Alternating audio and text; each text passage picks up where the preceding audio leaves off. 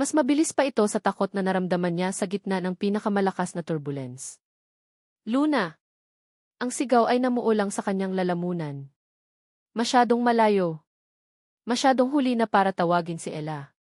Ang paru-paro ay lumipad pa ibaba sa dalisdis. At si Luna, sa kanyang inosenteng paghahabol, ay sumunod. Sa sandaling iyon, walang Joaquin de Marco na piloto. Walang mayamang si. Walang lalaking nagpapanggap na bulag. Ang tanging natira ay isang ama. Isang amang nakakita sa kanyang anak na tumatakbo patungo sa kapahamakan. Walang pag-iisip. Walang plano. Tanging takot at pagmamahal. Isang malakas na kalabog ang umalinggaw nang bumagsak ang kanyang tungkod sa sementadong daanan. Tumakbo siya. Ang mga binti niya na matagal nang sinanay na maglakad ng dahan-dahan ay biglang naalala kung paano tumakbo ng mabilis. Ang hangin ay humahampas sa kanyang mukha. Ang mundo ay naging isang malabong guhit, ang tanging malinaw na imahe ay ang maliit na figura ng kanyang anak na suot ang paborito nitong kulay rosas na bestida. Nakita niya ang pagkadulas ng paa ni Luna sa gilid ng dalisdis. Ang maliit nitong katawan ay nawala ng balanse. Ang sigaw nito ay hindi na sigaw ng tuwa, kundi sigaw ng takot. Sa huling sandali, sa lakas ng isang amang ayaw mawala ng anak, lumundag siya. Sinalo niya ang katawan ni Luna sa kanyang mga braso, ilang pulgada lang bago ito tuluyang mahulog sa kanal. Niyakap niya ito ng mahigpit. Ramdam niya ang mabilis na tibok ng puso ng bata sa kanyang dibdib, kasabay ng nagwawalang tibok ng sarili niyang puso. Amoy ng damo. Amoy ng lupa. Amoy ng kanyang anak. Ligtas. Ligtas siya. Isang malalim na hininga ng ginhawa ang pinakawalan niya. Daddy, narinig niyang bulong ni Luna, ang boses ay nanginginig sa takot at pagkalito. At sa isang iglap, bumalik si Joaquin sa realidad. Ang adrenaline ay napalitan ng isang mas matinding uri ng takot. Ang takot na mahuli. Ella! Leo, narinig niyang sigaw mula sa malayo. Papalapit na sila. Mabilis na kumilos ang kanyang isip. Ang salamin. Nasaan ang salamin niya? Kinapa niya ang lupa sa paligid habang yakap pa rin si Luna. Nakita niya ito, ilang pulgada lang ang layo, bahagyang nabahira ng putik. Mabilis niya itong kinuha at isinuot. Sakto. Pag-angat ng kanyang ulo, dumating si Ella, tumatakbo, ang mukha ay putlang-putla sa takot. Si Leo ay kasunod nito, umiiyak. Luna! Anong nangyari? Sigaw ni Ella, lumuhod dito sa tabi nila, ang mga mata ay mabilis na sinusuri ang bawat pulgada ng katawan ng bata. Anak, okay ka lang? May masakit ba? Pinilit ni Joaquin na maging basag at nag-aalala ang kanyang boses. Narinig ko siyang sumigaw, sabi niya, humihingal. Hindi ko alam. Narinig ko lang ang sigaw niya at tumakbo ako. Niyakap ni Ella si Luna na ngayon ay humahagulgol na. Ang lahat ng atensyon nito ay nasa bata. Ang ginhawa sa mukha ni Ella nang makitang walang galo si Luna ay napakalaki, sapat na para hindi na nito usisain pa kung paanong ang isang ibulag ay nakarating doon ng ganoon kabilis. Ang pag-uwi nila ay balot ng katahimikan. Si Luna ay nakakapit pa rin kay Ella, habang si Leo ay tahimik na nakahawak sa kamay ni Joaquin. Ang muntik na trahedya ay nag-iwan ng isang mabigat na ulap sa kanilang lahat. Nang gabing iyon, matapos niyang masigurado na mahimbing nang natutulog ang kanyang mga anak, pumasok si Joaquin sa kanyang silid. Hindi siya dumiretso sa control room. Sa halip, tumayo siya sa harap ng isang full-length mirror at tinanggal ang kanyang salamin. Tinitigan niya ang lalaki sa salamin. Ang lalaking kayang magsinungaling sa harap ng lahat. Ang lalaking muntik nang ipahamak ang sariling anak dahil sa isang kasinungalingan. Paano kung nag-alinlangan siya kahit isang segundo lang? Paano kung inuna niya ang pagkukunwari kaysa sa kaligtasan ni Luna? Ang pag-iisip pa lang ay parang isang matalim na kutsilyo na sumasaksak sa kanyang dibdib. Ang kasinungalingan na binuo niya para protektahan ang kanyang pamilya ang siya mismong muntik nang sumira sa kanila. At sa gitna ng kanyang pagsisisi, isa pang katotohanan ang lumitaw, isang katotohanang mas nakakatakot pa. Noong tumakbo siya, hindi lang takot para kay Luna ang naramdaman niya. Nakita niya sa isang iglap ang mukha ni Ella, ang mukha nito kung sakaling may mangyaring masama kay Luna. Ang sakit na mararamdaman nito. At sa sandaling iyon, alam niya na tumakbo siya hindi lang para iligtas ang kanyang anak, kundi para iligtas din si Ella mula sa sakit na iyon. Napaupo siya sa gilid ng kanyang kama, ang ulo ay napasabunot sa kanyang buhok. Mahal niya ito. Ang katotohanan ay sumampal sa kanya ng mas malakas pa sa takot na naramdaman niya sa parke. Mahal niya si Elara Santos. Mahal niya ang kabaitan nito, ang tapang nito, ang paraan kung paano nito binigyan ng kulay ang kanilang madilim na mundo. Ang planong naging perpekto para itaboy ang lahat ng babae ay siya ngayong perpektong hadlang para sa kaisa-isang babaeng gusto niyang manatili. Napatingala siya, ang mga mata ay puno ng isang bagong determinasyon. Hindi na pwede. Hindi na niya kayang panindigan ang kasinungalingang ito. Hindi na niya kayang ilagay sa panganib ang kanyang mga anak. At hindi na niya kayang lokohin ang babaeng minamahal niya. Kailangan niyang tapusin ito.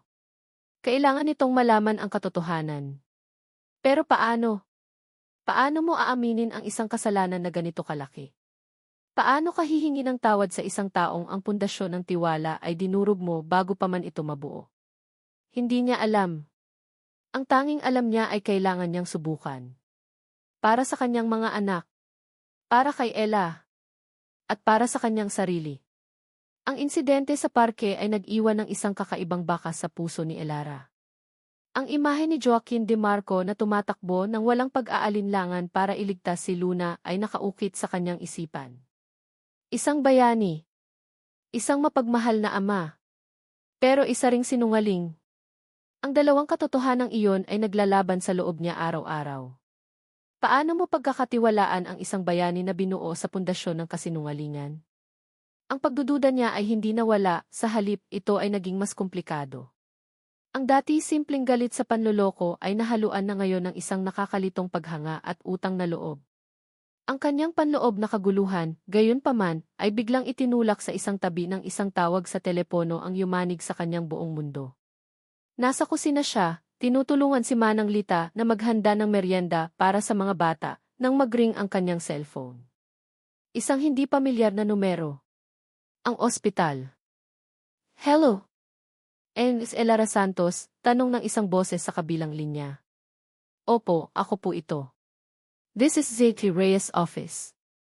Tumatawag po kami tungkol sa nanay niyo, si Iris Elena Santos. Huminga ng malalim ang nasa kabilang linya. Nagkaroon siya ng mild heart attack kaninang umaga. We were able to stabilize her, pero din Santos kailangan na talaga siyang maoperahan sa lalong madaling panahon. We cannot delay this any longer. Ang bawat salita ay parang isang suntok na nagpatigil sa paghinga ni Ella. Ang hawak niyang baso ay biglang bumagsak sa sahig, nabasag at kumalat ang tubig kasama ang milyon-milyong piraso ng kanyang pag-asa. Ella, anong nangyari? Nag-aalalang tanong ni Manang Lita. Pero hindi na siya makasagot. Ang tanging naririnig niya ay ang mabilis na tibok ng kanyang puso at ang mga salita ng doktor na umuulit-ulit sa kanyang isip. Hindi na pwedeng ipagpaliban. Nang gabing iyon, hindi mapakali si Ella. Ang mansyon na dati niyang nakikita bilang isang lugar ng oportunidad ay naging isang gintong haula. Napapalibutan siya ng karangyaan, pero pakiramdam niya ay nalulunod siya sa sarili niyang kahirapan at kawalan ng pag-asa. Kailangan niya ng hangin. Lumabas siya sa hardin, kung saan ang malamig na simoy ng gabi ay humahaplos sa kanyang nag-iinit na pisngi. Umupo siya sa isang bangkong bato na nakatago sa ilalim ng isang malaking puno ng akasya, malayo sa mga ilaw ng bahay. At doon, sa dilim at katahimikan, hinayaan niyang bumagsak ang lahat ng pader na itinatayo niya. Ang tapang, ang pag-asa, ang ngiti, lahat ay naglaho. Ang natira na lang ay isang anak na takot na mawalan ng ina. Niyakap niya ang kanyang mga tuhod at umiyak. Walang tunog. Tanging ang balikat niya ang nayayanig sa bawat hikbi. Ang bigat sa kanyang dibdib ay napakatindi na halos hindi na siya makahinga. Saan? Saan sa lupa siya kukuha ng halos 1,000,000 piso? Ina Santos. Isang pamilyar na boses ang bumasag sa kanyang pag-iisa. Napaangat siya ng ulo. Sa dilim, nakita niya ang silweta ni Joaquin De Marco, nakatayo ilang hakbang mula sa kanya, suot ang kanyang itim na salamin kahit gabi. Mabilis niyang pinunasan ang kanyang mga luha. Sir. Pasensya na po. Kumuha lang po ako ng hangin. Lumapit ito at umupo sa kabilang dulo ng bangko. Ang distansya ay naroon pa rin, pero ang presensya nito ay mabigat. Okay ka lang, tanong nito, ang boses ay mas malumanay kaysa karaniwan. Sa tanong na iyon, gumuho na naman ang lahat ng depensa ni Ella. Hindi niya alam kung bakit. Siguro dahil sa pagod. Siguro dahil sa desperasyon. O siguro dahil sa kabila ng lahat, siya lang ang taong nandyan. Ang sinungaling na bayani. Yung nanay ko po, sir, sabi niya, ang boses ay basag at nanginginig. Kailangan na po siyang operahan. Agad-agad daw po. Tumingin siya sa lalaking nakaupo sa tabi niya, isang lalaking nagpapanggap na hindi nakikita ang mga luhang muling dumadaloy sa kanyang mga pisngi. Hindi ko po alam kung saan ako kukuha ng ganoong kalaking pera. Patuloy niya, ang bawat salita ay may kasamang hikbi. Nag-ipon po ako, sir, pero kulang na kulang. Hindi ko po alam kung anong gagawin ko. Natatakot po akong mawala siya sa akin. Inilabas niya ang lahat. Ang takot. Ang bigat. Ang kawalan ng pag-asa. Isinumbong niya ang lahat sa isang lalaking alam niyang sinungaling. At habang ginagawa niya iyon, isang bahagi niya ang umaasa, isang maliit at desperadong bahagi, na sana, sa likod ng pagkukunwari, ay may isang taong nakikinig talaga. Nakinig si Joaquin. Hindi ito nagsalita. Hindi ito gumalaw. Ang tanging narinig ni Ella mula rito ay isang malalim na paghinga. Pagkatapos ng mahabang katahimikan, nagsalita ito. Magiging maayos din ang lahat, Gina Santos. Lakasan mo ang loob mo. Ang mga salita ay mabait. Pero para kay Ella, ang mga ito ay walang laman. Dahil alam niyang nakikita siya nito. Nakikita nito ang kanyang durog na puso, ang kanyang desperadong mukha. Pero ang tanging naibigay nito ay mga salitang walang bigat.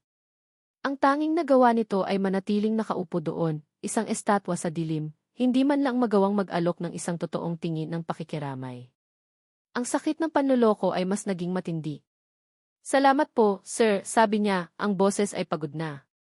Tumayo siya. Papasok na po ako. Iniwan niya si Joaquin sa dilim. Sa loob ng kanyang study, tinanggal ni Joaquin ang kanyang salamin at sinuntok ang pader ng malakas pero walang tunog. Narinig niya ang bawat hikbi. Nakita niya ang bawat patak ng luha. Naramdaman niya ang bawat salita ng desperasyon. Pero wala siyang nagawa. Ang kasinungalingan niya ang pumigil sa kanya na yakapin ito, na sabihing tutulungan kita, na maging isang taong masasandalan nito. Naramdaman niya ang sarili bilang ang pinakawalang kwentang tao sa buong mundo. Isang duwag. Hindi na. Tama na. Kinuha niya ang kanyang cellphone. Nag-dial siya ng isang numero na kabisado niya, ang numero ng kanyang personal banker. Miguel, sabi niya, ang boses ay matatag at puno ng desisyon. I need you to do something for me. I need you to make a transfer. A large one. And it needs to be completely anonymous. Ang umaga pagkatapos ng gabi ng kanyang pag-iyak, ay dumating na may kasamang mabigat na ulap ng kahihiyan at pagod para kay Elara. Bakit niya ginawa iyon? Bakit siya nagsumbong sa isang taong pinaghihinalaan niya? Ang bawat pagkikita nila ni Joaquin ngayon ay may kasamang kirot, isang alaala ng kanyang kahinaan at ng malamig na distansya nito. Sinubukan niyang maging normal. Naghanda siya ng almusal. Nakipaglaro siya sa mga bata. Pero ang isip niya ay nasa malayo, nasa ospital, sa tabi ng kanyang ina. Ang bawat minuto na lumilipas ay parang isang butil ng buhangin sa isang hourglass na malapit ng maubos. Nasa kalagitnaan siya ng pagtuturo kay Luna kung paano magsulat ng pangalan nito nang mag-vibrate ang kanyang cellphone sa kanyang bulsa. Isang text message. Mula sa isang numerong hindi pamilyar. Karaniwan, hindi niya ito papansinin. Pero sa pagkakataong ito, may nag-udyok sa kanyang buksan ito. Ang mensahe ay walang salita. Tanging isang attachment. Isang larawan. Pinindot niya ito. Nag-load ang imahe. At sa isang iglap, ang mundo ni Elara ay gumuho. Ang larawan ay malinaw. Masyadong malinaw. Nakatayo si Joaquin De Marco sa loob ng isang opisina, sa tabi ng isang malaking bintana kung saan tanaw ang mga eroplano sa isang paliparan. Nakasuot ito ng uniforme ng isang piloto. Walang itim na salamin. Walang tungkod. Ang mga mata nito, ang mga matang laging nakatago, ay nakatutok ng diretso sa isang dokumento na hawak niya. Ang kanyang kilay ay bahagyang nakakunot, isang ekspresyon ng matinding konsentrasyon. Ang paraan ng pagkakahawak niya sa papel, ang paraan ng pagbasa niya rito, walang bahid ng pagpapanggap. Walang bahid ng pagkabulag. Ang larawan ay tila kinunan mula sa malayo, marahil mula sa kabilang gusali. Isang stolen shot. Pero hindi iyon mahalaga. Ang mahalaga ay ang katotohanang nakaukit sa larawang iyon. Ang hininga ni Elara ay tila nanakaw mula sa kanyang mga baga. Ang kanyang mga kamay ay nagsimulang manginig ng walang kontrol. Ang cellphone ay halos mahulog mula sa kanyang nanginginig na mga daliri. Tita Ella? Okay ka lang po, tanong ni Luna, ang maliit nitong boses ay puno ng pag-aalala. Hindi makasagot si Ella. Ang tanging nagawa niya ay tumitig sa larawan. Ang lahat ng maliliit na piraso ng palaisipan ay biglang nagkabit-kabit sa kanyang isipan, bumubuo ng isang malinaw at nakakasakit na larawan. Ang pag-ilag sa bola. Ang librong hindi nakabaliktad. Ang pag-iwas sa upuan. Ang pagsunod ng tingin sa ibon. Hindi siya nagkamali. Hindi siya nababaliw. Ang lahat ng hinala niya ay totoo. Isang kasinungalingan. Ang lahat ng ito ay isang malaki at kalkuladong kasinungalingan. Isang malamig na galit ang gumapang mula sa kanyang mga paa paakyat sa kanyang buong katawan, pinapaso ang bawat hibla ng kanyang pagkatao. Galit sa panloloko. Galit sa pagpapanggap. Pero sa ilalim ng galit na iyon ay may isang bagay na mas masakit. Isang matinding kirot ng pagkakanulo. Naalala niya ang gabi sa hardin. Ang kanyang mga luha. Ang kanyang mga hikbi. Ang kanyang desperadong pagsusumamo. Ibinuhos niya ang kanyang puso sa isang taong sa buong panahong iyon ay nakikita siya ng malinaw. Pinanood siya nitong magmukhang kaawa-awa. Pinanood siya nitong masira. At ano ang ginawa nito? Nagbigay ito ng mga salitang walang laman habang lihim na pinagtatawanan ang kanyang katangahan. Ang sakit ay hindi mailarawan. Para siyang pinagsamantalahan sa paraang mas masahol pa sa pisikal. Ang kanyang kahinaan, ang kanyang pinakamalalim na takot, lahat ay ginawang isang palabas para sa kasiyahan ng kanyang amo. Tita Ella, muling tanong ni Luna, hinihila ang laylayan ng kanyang damit. Napatingin si Ella sa bata. Sa inosenteng mukha nito. At pagkatapos ay sa mukha ni Leo na naglalaro sa di kalayuan. Mga batang walang kamalay-malay sa kasinungalingan ng sarili nilang ama. Hindi na niya kaya. Hindi na niya kayang manatili sa bahay na ito kahit isang segundo pa. Luna, sandali lang ha.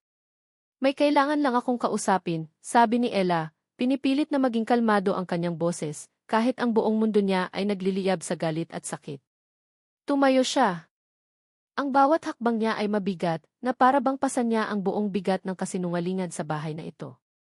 Ang kanyang mga kamay ay nakakuyom sa kanyang tagiliran. Ang cellphone na may larawan ay mahigpit niyang hawak. Naglakad siya ng diretsyo. Walang pag-aalinlangan. Walang takot. Tanging isang nag-aapoy na determinasyon na harapin ang lalaking dumurog sa kanyang tiwala. Ang destinasyon niya, ang pinto ng study ni Joaquin DeMarco. Ang pinto na naghihiwalay sa mundo ng katotohanan at ng isang masakit na kasinungalingan. Kakatok na sana siya, pero hindi niya ginawa. Ang lalaking nasa loob ay hindi karapat-dapat sa kanyang respeto. Itinulak niya ang pinto ng malakas. Bumukas ito. At doon, nakita niya si Joaquin. Nakaupo sa kanyang silya, nakatalikod, suot ang pamilyar na itim na salamin. Ang imahe ng isang taong bulag. Ang imahe ng isang malaking kasinungalingan. Sir Joaquin, sabi niya. Ang boses niya ay hindi nanginginig. Ito ay malamig, matatag, at puno ng isang galit na matagal na niyang kinimkim. Lumingon ito. At sa paglingon nito, itinapat ni Elara ang cellphone sa mukha nito. Ano ito? Ang tanong ay parang isang putok ng baril sa loob ng tahimik na silid. Ano ito? Nakatitig si Joaquin DeMarco sa cellphone na hawak ni Elara. Ang larawan. Ang kanyang mukha. Ang kanyang uniforme. Ang kanyang mga matang nakakakita. Ang hangin ay tila ninakaw mula sa kanyang baga. Ang bawat plano na binuo niya sa kanyang isip kagabi, ang dahan-dahang pag-amin, ang paghingi ng tawad, ang pagsusumamo, lahat ay naging abo sa isang iglap.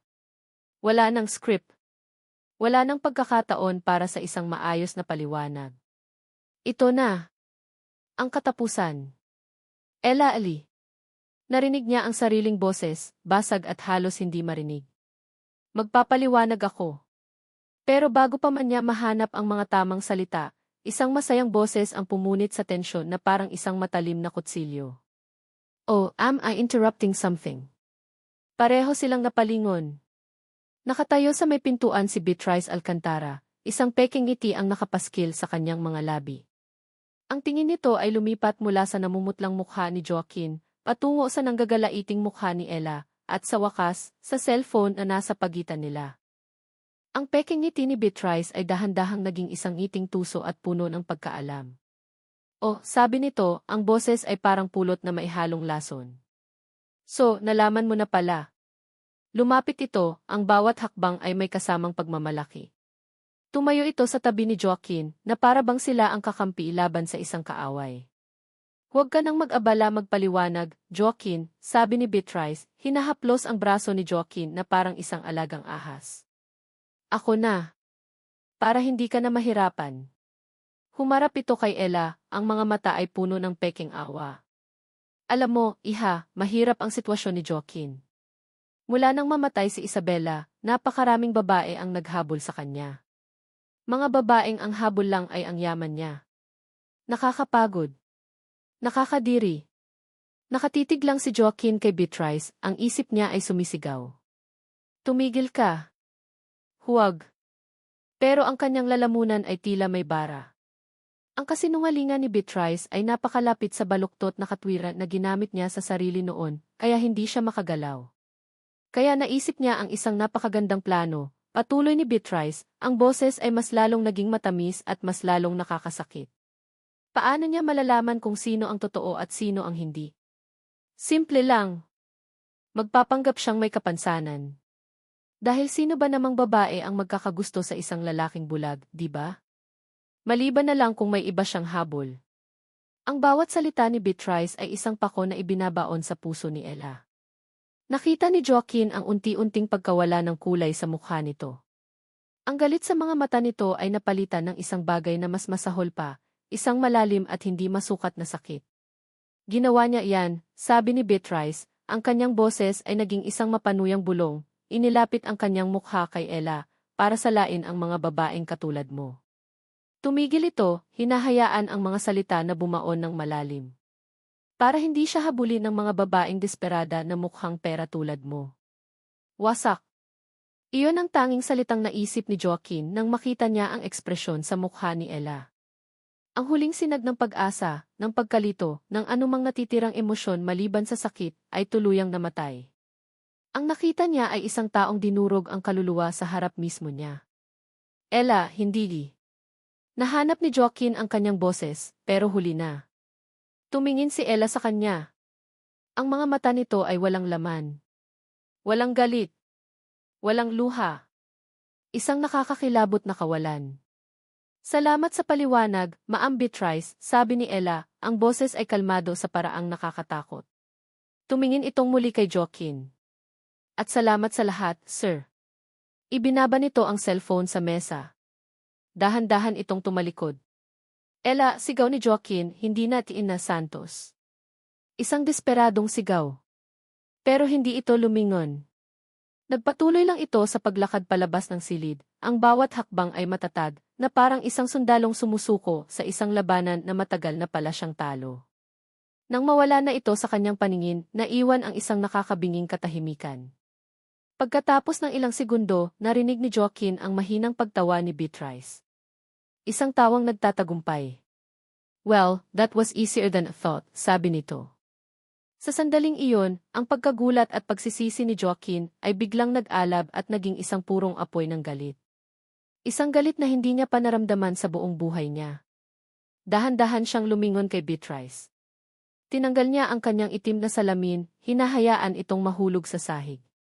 Sa unang pagkakataon, nakita ni Beatrice ang mga mata ni Joaquin DeMarco na walang takip. At ang nakita niya roon ay hindi lungkot o pagsisisi. Ang nakita niya ay isang hindi masusukat na pagkamuhi. Anong ginawa mo? Tanong ni Joaquin, ang boses ay hindi nabasag. Ito ay kalmado, malamig at puno ng isang nakakakilabot na banta.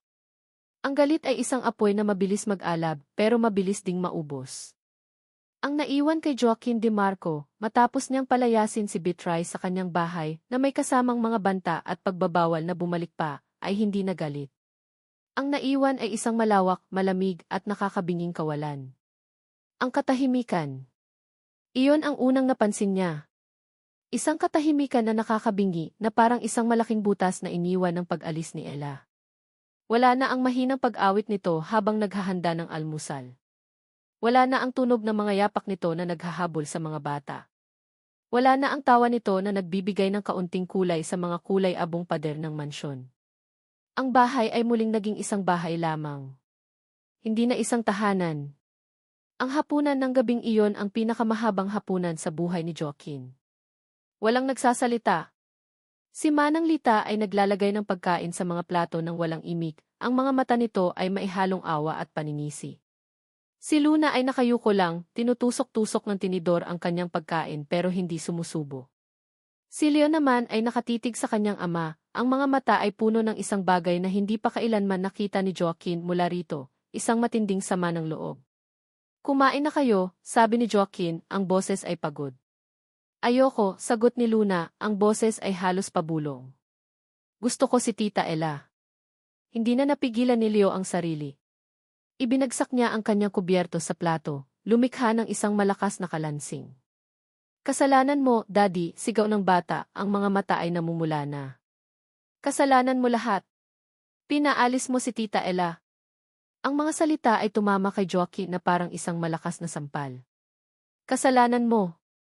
Leo, that's enough, mahinang saway niya. No. It's true, sigaw ulit ni Leo, tumayo ito mula sa kanyang silya. Ang mga luha ay nagsisimula ng bumagsak. You're a liar. You're not blind. I hate you. Pagkasabi noon, tumakbo si Leo paakyat sa kanyang kwarto, sinundan ng hagulgol ni Luna na tumakbo na rin. Naiwan si Joaquin sa malaking hapagkainan, mag-isa. Ang mga salita ng kanyang anak ay umuulit-ulit sa kanyang isipan. Kasalanan mo. You're a liar. I hate you. Umakyat siya at pumasok sa kanyang study. Ang silid kung saan nagsimula at natapos ang lahat. Umupo siya sa kanyang silya at napatingin sa isang litrato sa kanyang mesa. Isang litrato ni Isabela, nakangiti, noong mga panahong masaya pa sila. Ang mga salita ni Leo ay nagbukas ng isang sugat na matagal na niyang pilit na tinatakpan. Kasalanan mo. Ang mga salitang iyon narinig na niya iyon dati. Isang alaala ang biglang bumalik sa kanya. Isang alaala na kasing linaw ng isang bangungot. Nasa loob sila ng kotse. Gabi. Umuulan ng malakas. Nag-aaway sila. Hindi ako makahinga, Jean, sigaw ni Isabela, ang mukha ay basang-basa sa luha. Kinokontrol mo ang lahat. Ang mga kaibigan ko, ang oras ko, pati ang mga pangarap ko. Para akong isang ibon sa isang gintong hawla. Ginagawa ko lang to para protektahan ka, sagot niya. Ang mga kamay ay mahigpit na nakahawak sa manibela. Protektahan ang pamilya natin. Hindi, Jean, umiiling na sabi ni Isabela. Ginagawa mo to para protektahan ang sarili mo. Takot kang masaktan. Takot kang iwanan. At dahil sa takot mo, sinasakal mo ako. Ito ang huling mga salita na narinig niya mula rito bago ito bumaba ng kotse sa gitna ng ulan. Iiwan na kita, Jean. Kasalanan mo to. Ang huling nakita niya ay ang pagtawid nito sa kalsada, at pagkatapos ang nakakasilaw na ilaw ng isang truck. Napapikit si Joaquin, ang sakit ng alaala ay kasing sariwa ng araw na iyon. Ang buong buhay niya, sinisi niya ang sarili. Ang pagiging kontrolado niya, ang takot niya, ang nagtulak sa kanyang asawa palayo, at patungo sa kamatayan. Kaya't nagtago siya. Nagtago siya sa isang kasinungalingan para hindi na siya magmahal ulit. Para hindi na siya makasakal ulit. Para hindi na niya maulit ang kanyang kasalanan. Pero sa kanyang pagtatago, inulit lang niya ang lahat. Napatingin siya sa isa pang litrato na nakatago sa ilalim ng mga papel. Isang litrato na kinunan niya ng palihim gamit ang kanyang cellphone. Si Ella at ang mga bata, masayang nagtatawanan sa hardin. Sinubukan niyang kontrolin ang sitwasyon sa pamamagitan ng isang kasinungalingan. At dahil sa kasinungalingang iyon, nasakal niya si Ella. Tinulak niya ito palayo. Dinurog niya ito. Kasalanan niya. Naulit na naman. Isang malalim at masakit na pagsisisi ang bumalot sa kanyang buong pagkatao. Hindi na ito tungkol sa pag-ibig lang. Tungkol na ito sa pagiging isang ama. Tungkol sa pagiging isang tao. Tungkol sa pagharap sa mga demonyo na matagal na niyang tinatakbuhan. Tumayo siya. Naglakad siya papunta sa bintana at tinignan ang madilim na kalangitan. Hindi sapat na humingi ng tawad kay Ella. Hindi sapat na subukan siyang bawiin. Kailangan niyang ayusin ang sarili niya muna. Kailangan niyang harapin ang multo ng kanyang kahapon. At kailangan niyang ilabas ang buong katotohanan. Hindi lang ang kanyang kasinungalingan tungkol sa pagkabulag, kundi ang mas madilim na kasinungalingan na binuo ni Beatrice, ang papel nito sa pagtulak kay Isabela na umalis. Alam niyang ito ang pinakamahirap na laban na haharapin niya. Pero kailangan niyang gawin. Para kay Leo. Para kay Luna. Para kay Ella. At para sa kaluluwa ni Isabela. Para sa kapatawaran na matagal na niyang ipinagkakait sa sarili niya. Umalis si Elara sa mansyon, pero ang anino ng mansyon ay hindi umalis sa kanya. Ang kanyang maliit at simpleng bahay sa Quezon City, na dati kanyang kanlungan, ay naging isang silid na puno ng mga multo. Ang multo ng isang kasinungalingan. Ang multo ng kanyang sariling katangahan. Ang pera para sa operasyon ng kanyang ina ay dumating na parang isang milagro.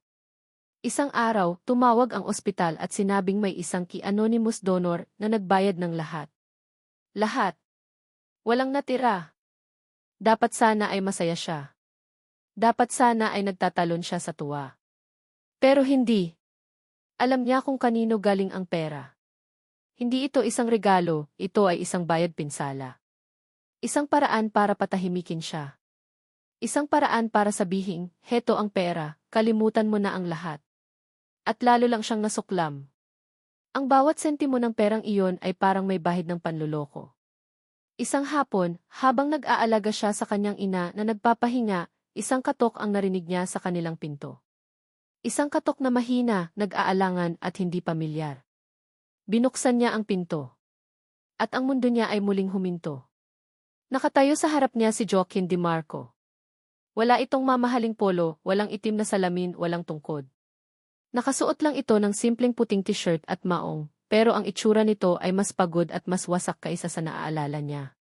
May mga maitim na bilog sa ilalim ng kanyang mga matang hindi na nagtatago.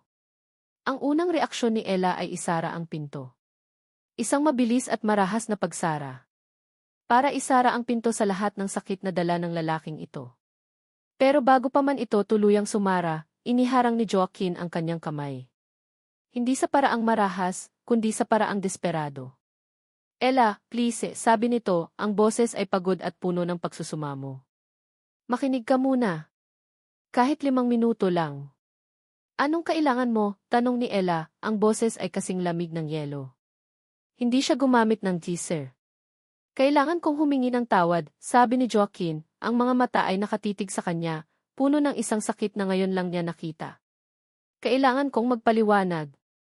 Isang mapait na tawa ang kumawala sa lalamunan ni Ella. Magpaliwanag? Para saan pa? Narinig ko na ang lahat mula kay Ma'am Beatrice. Malinaw na malinaw sa akin ang lahat. Ang paggamit niya sa Ma'am Beatrice ay puno ng panunuya. Hindi, mabilis na sabi ni Joaquin. Hindi mo pa naririnig ang lahat. Ang sinabi niya hindi iyon ang totoo. At ikaw ang magsasabi sa akin ang totoo, tanong ni Ella. Ang bawat salita ay may talim. Ang lalaking nagpanggap na bulag para paglaruan ako. Bago pa man makasagot si Joaquin, isang pamilyar at nakakainis na tunog ang bumasag sa kanilang pagtatalo. Ang tunog ng isang sports car na huminto ng bigla sa kanilang makitid na kalye. Lumabas mula sa kotse si Beatrice, nakasuot ng isang damit na mas mahal pa sa buong bahay nila.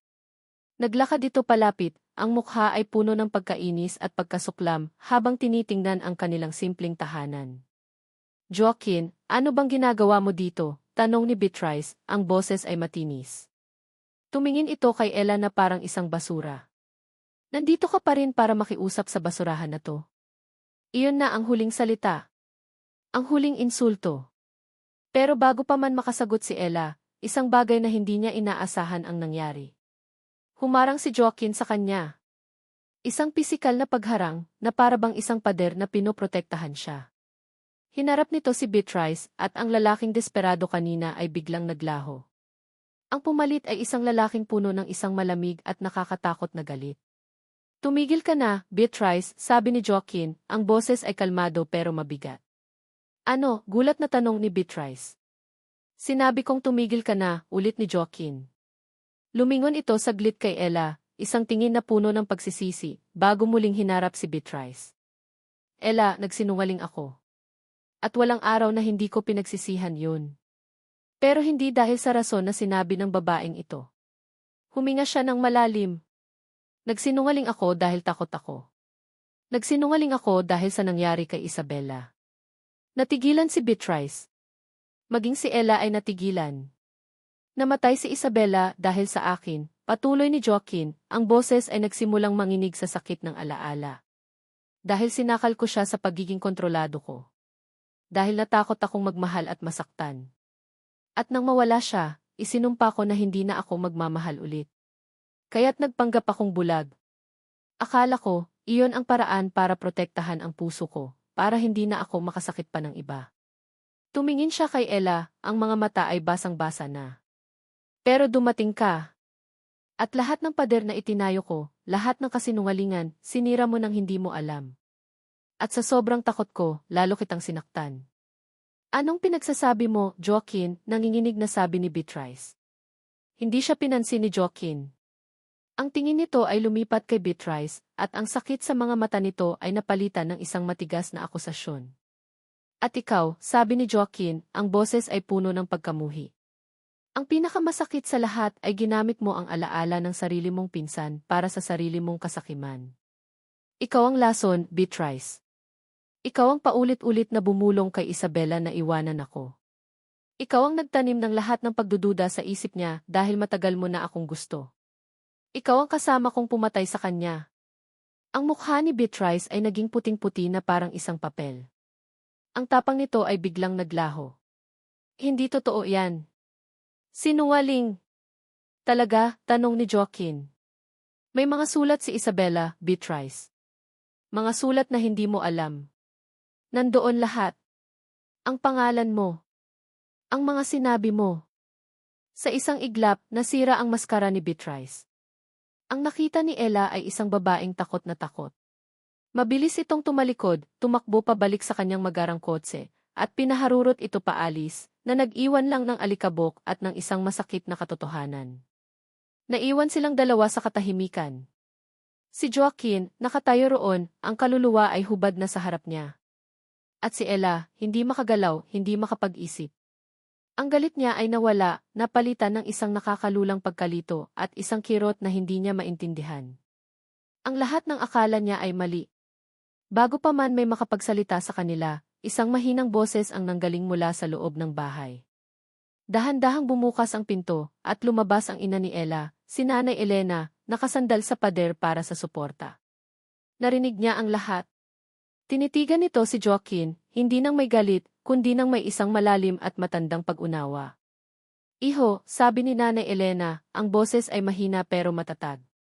Ang pag-ibig ay hindi parusa, ito ay biyaya. Pero ang tanong huminto ito at tumingin sa kanyang anak, bago muling ibinalik ang tingin kay Joaquin. Karapat-dapat ba siya sa biyaya na yan? Ang tanong ni Nanay Elena ay parang isang matinis na kampana na umalingaw-ngao sa isip ni Joaquin habang nagmamaneho siya pauwi. Karapat-dapat ba siya sa biyaya na yan? Sa unang pagkakataon sa napakatagal na panahon, hindi niya alam ang sagot. Iniwan niya ang maliit na bahay sa Quezon City nang may isang mabigat na puso, pero may isang bagong kaliwanagan. Ang lumang Joaquin de Marco ay susubukang pilitin ang sitwasyon, gagamitin ang pera at kapangyarihan para ayusin ang lahat. Pero ang bagong Joaquin, ang wasak na Joaquin na nagsisikap bumuo sa kanyang sarili, ay alam na may mga bagay na hindi nabibili. Ang tiwala ay isa sa mga iyon. Kailangan niyang maghintay. At habang naghihintay, kailangan niyang patunayan. Hindi sa salita, kundi sa gawa. Kinabukasan, sa halip na magtago sa kanyang control room, ginawa ni Joaquin ang isang bagay na matagal na niyang hindi ginagawa. Ipinagtimpla niya ng gatas ang kanyang mga anak. Umupo siya sa sahig at tinulungan si Leo na buuin ang isang Lego airplane. Kinuwentuhan niya si Luna hanggang sa makatulog ito. Pero ang kanyang unang tunay na hakbang ay ginawa niya sa loob ng isang malamig at tahimik na opisina. Gusto kong bayaran ang lahat ng hospital bills ni Enres Elena Santos, sabi ni Joaquin sa hospital director, isang matandang lalaki na kaibigan ng kanyang ama. Of course, Joaquin. I'm very sorry to hear about her condition, sabi ng director. May isa lang akong kondisyon, dagdag ni Joaquin, ang boses ay matatag. It needs to be completely anonymous. Ayokong malaman ng pamilya niya, lalo na ng anak niya, na ako ang nagbayad. It will be listed as a donation from an anonymous benefactor. Walang pangalan. Walang bakas. Can you guarantee that? Tinitigan siya ng direktor, may pagtataka sa mga mata nito. Pero tumango ito. As you wish, Joaquin. Paglabas niya ng ospital, walang ngiti ng tagumpay sa kanyang labi. Tanging isang bahagyang kabawasan sa bigat na pasan-pasan niya. Ito ay isang maliit na hakbang. Isang pagbabayad sa isang kasalanang hindi kayang tumbasan ng pera. Ang mga sumunod na araw ay isang pagsubok sa kanyang pasensya. Hindi siya tumawag. Hindi siya nag-text. Ang bawat sandali ay isang laban sa pagitan ng pagnanais na marinig ang boses ni Ella at ng kaalamang kailangan nitong bigyan ng espasyo. Isang gabi, habang tinutulungan niya si Luna sa kanyang assignment, bigla itong nagsalita. Daddy, I miss Tita Ella, sabi nito, ang mga mata ay puno ng lungkot. Can we call her? Natigilan si Joaquin. Ang puso niya ay kumirot. Baka abala siya, anak. Please, Daddy, singit ni Leo na narinig ang usapan. We just want to say hi. We made picture for her. Ipinakita nito ang isang papel na may drawing ng 4 na stick figures na magkakahawak kamay, siya, si Luna, si Ella, at ang kanilang ama. Tinitigan ni Joaquin ang drawing. Ang simpleng obra ng kanyang mga anak. Isang pamilya. Isang pamilyang siya mismo ang sumira. Hindi niya kayang ipagkait ito sa kanila. Ang ugnayan ng mga bata kay Ella ay totoo at dalisay, hindi na bahira ng kanyang mga kasalanan. Ibinigay niya ang kanyang cellphone kay Luna. Okay. Pero saglit lang, ha? Pinanood niya mula sa malayo habang nagring ang telepono. Nakita niya ang pananabik sa mukha ng kanyang mga anak nang sumagot si Ella sa kabilang linya. Tita Ella, sabay na sigaw ng dalawa. Hindi niya marinig ang sinasabi ni Ella, pero naririnig niya ang mga anak niya. Tita Ella, we miss you. Look, we made a drawing, sabi ni Leo, itinapat ang drawing sa kamera ng telepono. Uwi ka na po, Tita Ella. Miss ka na namin, sabi naman ni Luna, ang boses ay nagsisimula ng mangilid sa luha. Napalunok si Joaquin, ang lalamunan niya ay biglang nanuyo. Ang bawat salita ng kanyang mga anak ay parang isang kutsilyong humihiwa sa kanyang puso. Ang simpleng hiling nila ay isang bagay na napakakomplikado dahil sa kanya. Pagkatapos ng tawag, ibinalik sa kanya ng mga bata ang telepono. Masaya na sila kahit papaano. Pero si Joaquin ay naiwang nakatitig sa blankong screen, mas lalo pang nararamdaman ang bigat ng kanyang pagkakasala. Lumipas pa ang 2 araw. Isang gabi, habang nag-iisa siya sa kanyang study, nag-ring ang kanyang cellphone. Isang hindi pamilyar na numero. Sinagot niya ito. Hello? Joaquin. Ang puso ni Joaquin ay tila huminto sa pagtibok. Ang boses na iyon. Ang boses na pinapangarap niyang marinig gabi-gabi. Ang boses ni Ella. Ella, sabi niya, ang pangalan nito ay isang dasal na kumawala sa kanyang mga labi. Narinig niya itong huminga ng malalim sa kabilang linya. May tumawag mula sa ospital. Bayad na daw lahat. Isang anonymous donor. Hindi sumagot si Joaquin. Hinayaan niya lang itong magsalita. Bakit mo ginawa iyon? Tanong ni Ella. Hindi ito galit. Hindi ito nanunumbat. Ito ay isang simpleng tanong. At sumagot si Joaquin ng isang simpleng katotohanan. Dahil mahalaga kayo sa akin. At gusto kong patunayan iyon sa gawa, hindi lang sa salita. Isang mahabang katahimikan ang namagitan sa kanila.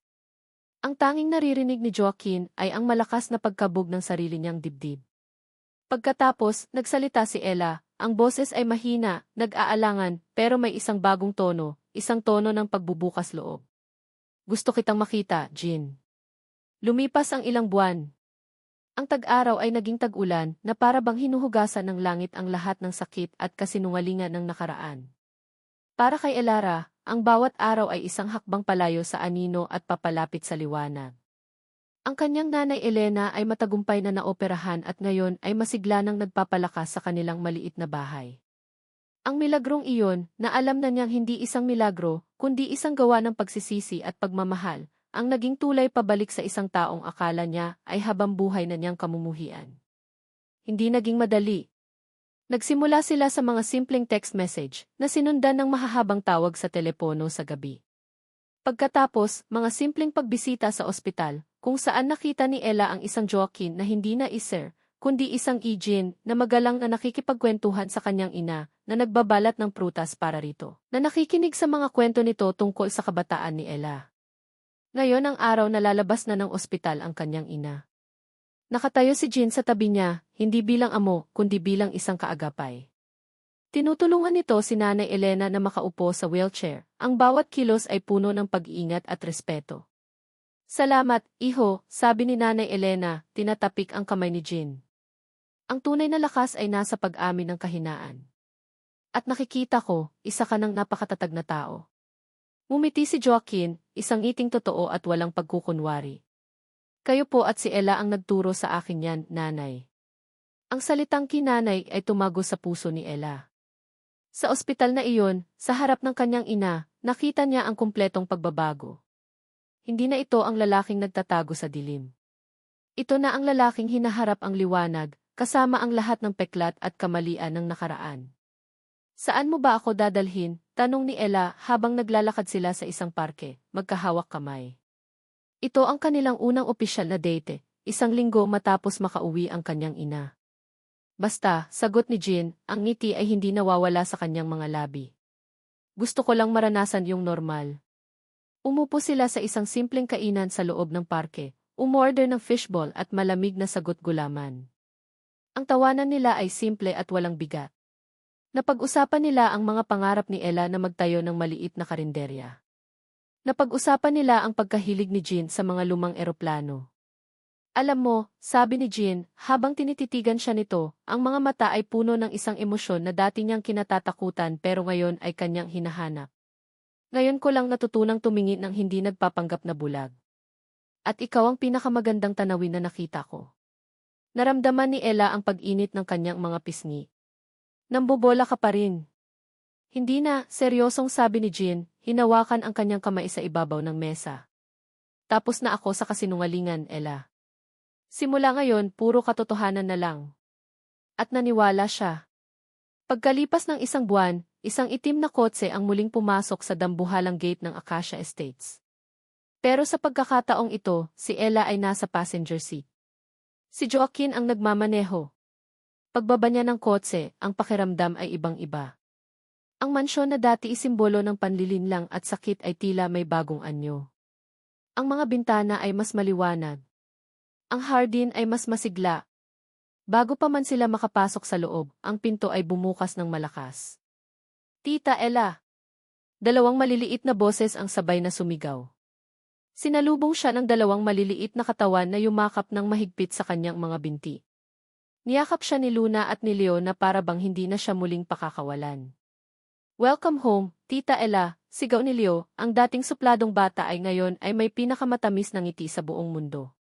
Lumuhod si Ella at niyakap ang dalawang bata ng sobrang higpit, ang mga luha ng kaligayahan ay nagsimulang mamuo sa kanyang mga mata. Namiss ko kayo, bulong niya. Sobra. Nakatayo lang si Joaquin sa mailikuran, pinapanood ang eksena. Hindi siya nakialam. Hinayaan niya lang mangyari ang sandali. At sa mga mata nito, nakita ni Ella ang isang malalim na kapanatagan, ang kapayapaan ng isang taong sa wakas ay natagpuan ang nawawala niyang pamilya. Ang hapunan nila ay hindi na sa loob ng malaki at formal na dining room. Sa halip, nag-set up si Joaquin ng isang mesa sa hardin, sa ilalim ng mga kumukutitap na ilaw at ng kalangitan na puno ng bituin. Ang hangin ay puno ng tawanan ng mga bata at ng amoy ng masarap na pagkain. Ang dating malamig na mansyon ay ngayon ay isang tahanan, puno ng init at buhay. Nang matulog na ang mga bata, naiwan silang dalawa sa hardin, pinakikinggan ang tunog ng mga kuliglig at ang mahinang musika mula sa isang speaker. Hinawakan ni Joaquin ang kamay ni Ella. Tinitigan niya ito, ang kanyang mga mata ay sumasalamin sa liwanag ng mga ilaw. Salamat, bulong niya. Salamat sa pagbibigay sa akin ng pangalawang pagkakataon. Lahat tayo ay karapat-dapat sa pangalawang pagkakataon, Jean, sagot ni Ella, pinisil ang kamay nito. Hindi, umiling si Joaquin. Pero ikaw ang nagturo sa akin kung paano maging karapat-dapat. Salamat sa pagtuturo sa akin kung paano magmahal ng totoo. Hinaplos nito ang kanyang pisngi. Ang pagitan nila ay unti-unting nawala. At sa ilalim ng mga bituin, ang kanilang mga labi ay nagtagpo, isang halik na hindi na ninakaw o pinilit, kundi isang halik na malaya, tapat, at puno ng pangako. Nang maghiwalay ang kanilang mga labi, niyakap siya ni Joaquin ng mahigpit. Ibinulong nito sa kanyang tainga, ang boses ay puno ng isang masayang sikreto. May isa pa akong sorpresa para sa iyo. At dito nagtatapos ang kwento ni na Joaquin at Elara, sa isang hardin na sinindihan ng mga bituin at ng isang pag-ibig na natagpuang muli sa liwanag ng katotohanan. Maraming salamat sa inyong walang sawang pagsubaybay at pakikinig sa bawat kabanata ng kanilang paglalakbay. Sa bawat salitang isinulat ko, kasama ko kayo. Naramdaman ko ang inyong pag-aalala para kay Ella sa gitna ng kanyang desperasyon. Naramdaman ko ang inyong galit kay Joaquin sa likod ng kanyang mga kasinungalingan. At higit sa lahat, naramdaman ko ang inyong pag-asa na sa huli, mananaig pa rin ang pag-ibig. Ang kwentong ito ay hindi lamang kwento ni na Jean at Ella, kundi naging kwento na rin nating lahat, isang paalala na sa likod ng bawat pagkakamali, may puwang para sa kapatawaran, at sa likod ng bawat takot, may lakas para muling umibig. Sana, ang kwento nila ay mag-iwan sa inyo ng isang aral, na ang tunay na pag-ibig ay hindi natatagpuan sa perpektong tao, kundi sa pagtanggap sa isang taong hindi perpekto. Na ang pundasyon ng isang matatag na relasyon ay hindi ang kawalan ng pagkakamali, kundi ang kakayahang magpatawad at magsimulang muli. Hanggang sa muli nating pagsasama sa susunod na kwento. Ano ang pinakapaborito ninyong bahagi? Ano ang aral na inyong natutunan? Ibahagi ninyo sa comment section sa ibaba. Nais kong marinig ang tinig ng inyong mga puso. Paalam at maraming salamat. 850,000 pesos. Ang mga salitang iyon ay parang mga matutulis na yelo na tumusok sa pandinig ni Elara. Biglang umikot ang kanyang mundo. Ang puting pader ng maliit na opisina ng doktor, ang amoy ng alkohol, ang mahinang ugong ng aircon, lahat ay tila naglaho. Tanging ang mukha ng doktor at ang halagang binanggit nito ang nanatiling malinaw. Naramdaman niya ang unti-unting panlalamig ng kanyang mga kamay. Para po saan ang ganoong kalaki, Dok, narinig niya ang sariling boses na basag at nanginginig. Immediate heart bypass surgery, Jean Santos, malumanay ngunit may bigat na paliwanag ng doktor. Humihina na ng husto ang puso ng Nanay Elena mo. Bawat araw na lumilipas na hindi siya naoperahan ay isang malaking panganib. Puso. Ang puso ng kanyang ina na buong buhay na nagbigay ng pagmamahal sa kanya, ngayon ay unti-unti nang sumusuko. Isang butil ng luha ang pumatak sa kanyang kamay na nakapatong sa kanyang hita. Pinahid niya ito agad, ayaw magpakita ng kahinaan. Pero sunod-sunod na ang pagtulo ng mga ito. Ang bigat sa kanyang dibdib ay parang isang dambuhalang bato na unti-unting dumudurog sa kanya. Saan siya kukuha ng ganoong kalaking halaga? Ang naipon niya mula sa pagiging call center agent ay sapat lang para sa mga gamot at buwan ng check-up. Ang pagbebenta ng kakanin sa umaga ay pantawid gutom lang nila. Ang perang iyon ay parang isang bundok na imposibleng akyatin. Lumabas siya ng ospital na parang isang kaluluwang pag-alagala. Ang ingay ng mga sasakyan sa Quezon City, ang sigawan ng mga nagtitinda, ang sikat ng araw, lahat ay dumadaan lang sa kanya, hindi tumatagos. Ang tanging naririnig niya ay ang paulit-ulit na salitang iyon. 850,000 pesos. Umupo siya sa isang bangketa, yumuko at hinayaan ang sariling umiyak ng walang tunog. Ang kanyang mga balikat ay nayayanig sa bawat hikbi. Para sa kanyang Nanay Elena, gagawin niya ang lahat. Nang maubos na ang kanyang luha, kinuha niya ang kanyang luma at basag na cellphone. Nanginginig ang mga daliri niya habang nag-scroll sa mga job posting online. Janitor, sales lady, waitress, lahat ay may kakarampot na sahod. Hindi aabot. Kailangan niya ng milagro. At sa gitna ng kanyang desperasyon, isang ad ang tila kumislap sa screen. Urgent hiring, personal nanny. Salary, 100,000 pesos per month. Napasinghap si Ella. 100,000. Impossible. Baka scam ito. Pero nagpatuloy siya sa pagbabasa. Looking for a dedicated and compassionate nanny for 2 young children. Must be willing to live in. Special requirement, must be willing to work for a visually impaired employer. Napakunot ang noo ni Ella. Visually impaired. Bulag. Iyon pala ang dahilan. Isang amo na bulag. Marahil ay mahirap ang trabaho, kaya ganoon kalaki ang sahod. Pero wala na siyang pakialam. Ito na ang milagrong hinihintay niya. Walang pag-aalinlangan, pinindot niya ang numero at nag-text. Kinabukasan, nahanap ni Elara ang sarili sa harap ng isang dambuhalang gate sa isang subdivision sa Taguig na hindi niya alam na exist pala. Acacia Estates. Ang mga bahay ay parang mga palasyo. Bumukas ang gate at pumasok siya sa isang bakuran na may hardin na mas malaki pa sa buong lot nila. Ang bahay ay moderno, gawa sa salamin at bakal, pero may kakaibang lamig at lungkot na bumabalot dito. Sinalubong siya ng isang matandang kasambahay na nagpakilala bilang si Manang Lita. Sumunod ka sa akin, iha. Hinihintay ka na ni Sir Joaquin. Dinala siya nito sa isang malawak na sala na may matataas na kisam. Sa gitna ng sala, nakaupo sa isang silyang gawa sa itim na katad ang isang lalaki. Nakatalikod dito sa kanya, nakatingin sa isang malaking glass window na tanaw ang hardin. Nakasuot ito ng itim na polo shirt at itim na slacks.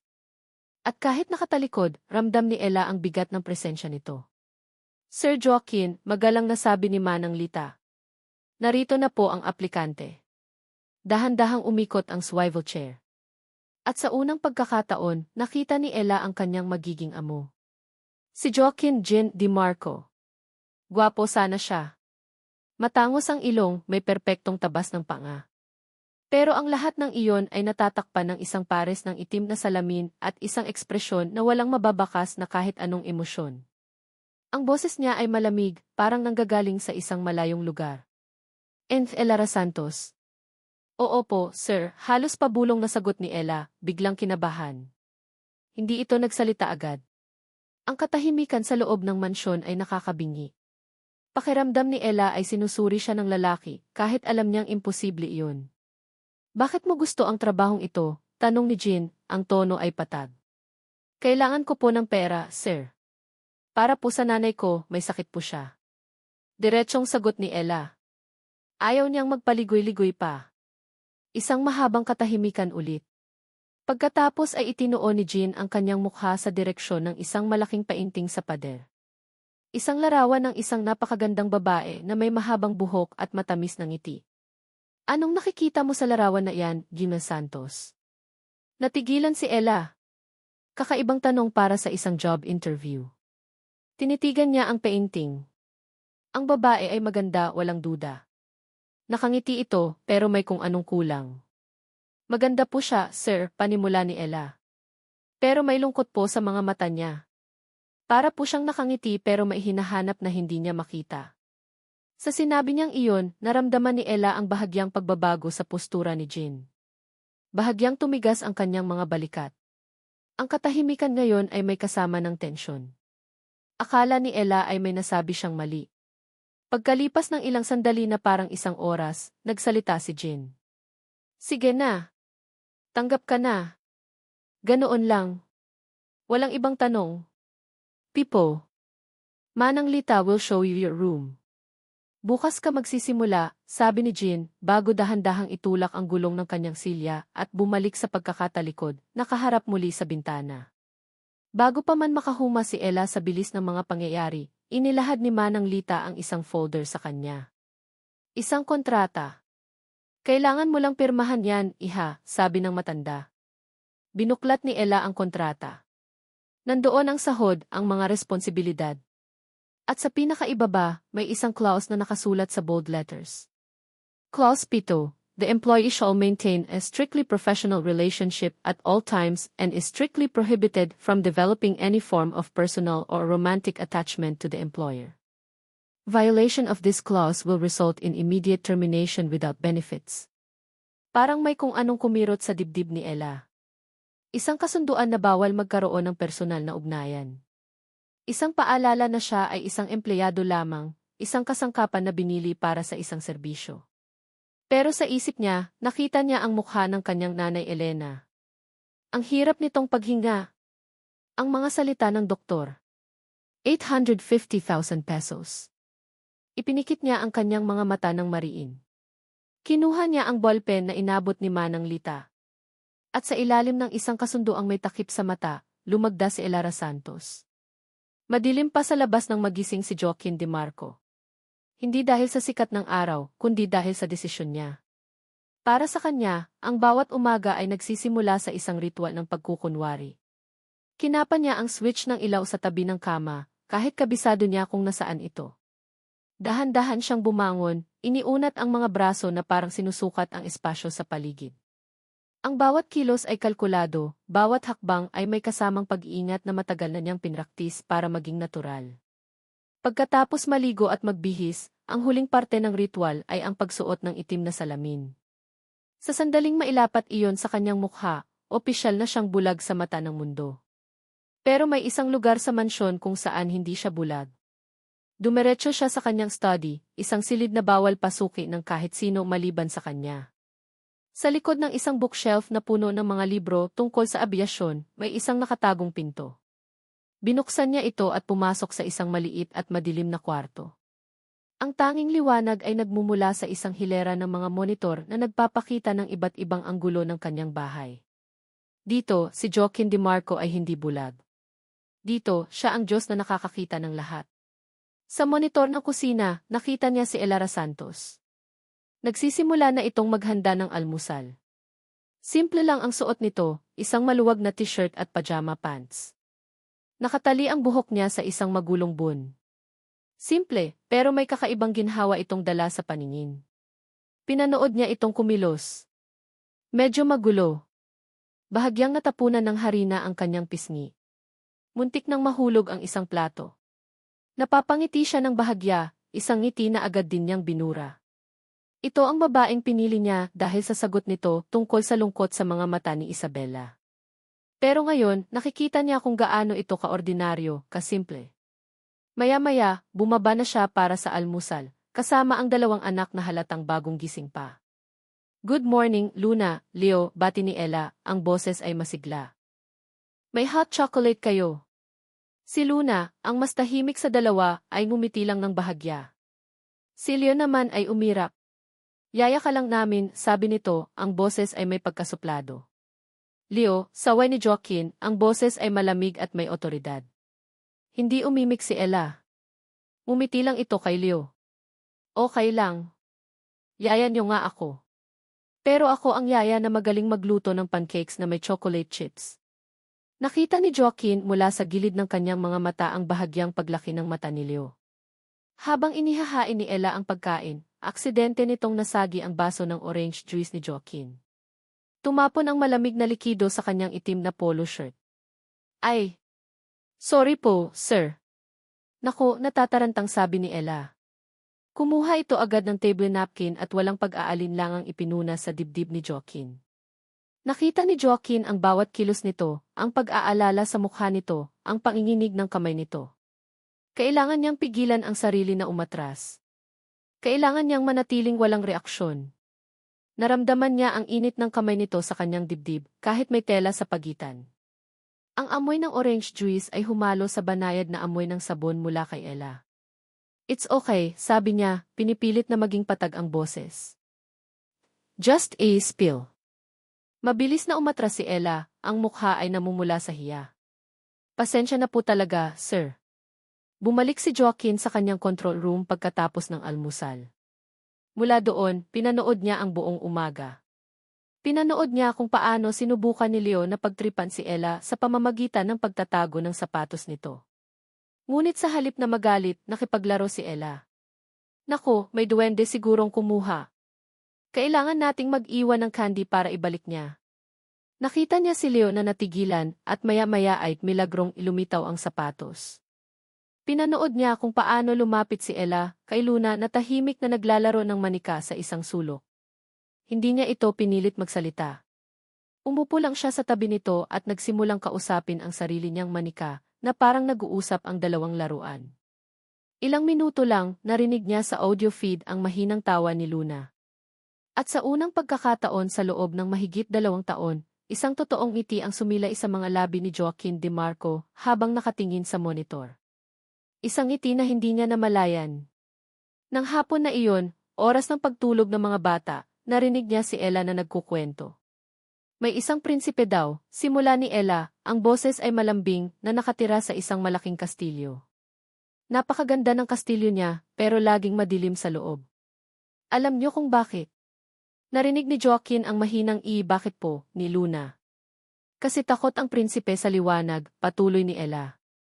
Lahat ng bintana sa kastilyo, laging may makakapal na kortina. Akala niya kasi, kapag nakita niya ang mundo sa labas, makikita rin ng mundo ang lungkot sa loob niya. At ayaw na ayaw niyang may makakita noon. Natigilan si Joaquin sa kanyang control room. Biglang nawala ang ngiti sa kanyang labi, napalitan ng isang matinding pagkabigla. Ang kwento parang tungkol sa kanya. Isang araw, sabi pa ni Ella, may dumating na isang hardinera sa kastilyo. Simple lang siyang babae,